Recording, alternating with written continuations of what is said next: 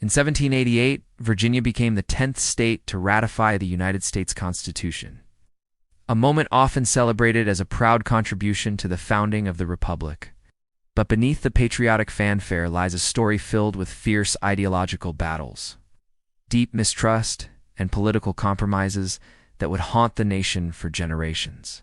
Virginia was not just any colony. It was the most populous, the wealthiest, and home to many of the era's most influential thinkers. When the Constitution was proposed, Virginians did not unite behind it. They were bitterly divided.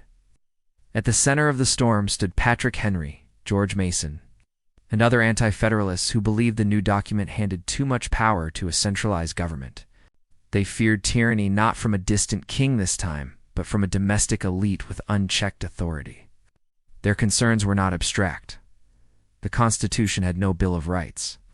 There were no guaranteed protections for speech, religion, or due process. It gave disturbing strength to a federal government without ensuring that individual liberties would be preserved.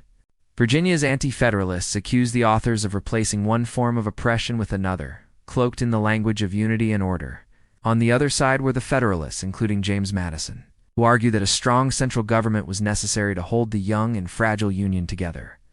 They believed the failures of the Articles of Confederation had proven that liberty without structure was chaos. But even Madison, facing fierce resistance, had to concede that amendments would be needed to protect essential rights. The vote in Virginia was not a landslide.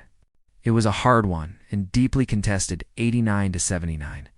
Nearly half of Virginia's representatives did not want to ratify the Constitution. This narrow margin was not a moment of unity, but a symbol of how fractured and uncertain the founding really was. And still, the contradictions were glaring. The very state that ratified the Constitution in the name of liberty was also a slaveholding powerhouse.